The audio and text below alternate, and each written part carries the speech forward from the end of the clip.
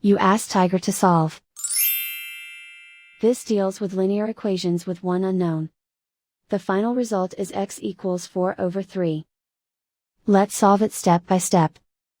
Simplify the expression. Group like terms. Simplify the arithmetic. Group all constants on the right side of the equation. Add 3 to both sides. Simplify the arithmetic.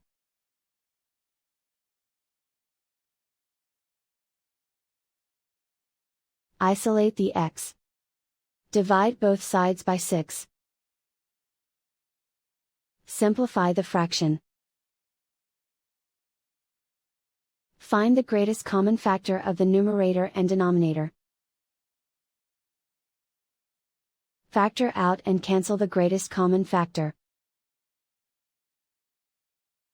And so the final result is x equals 4/3.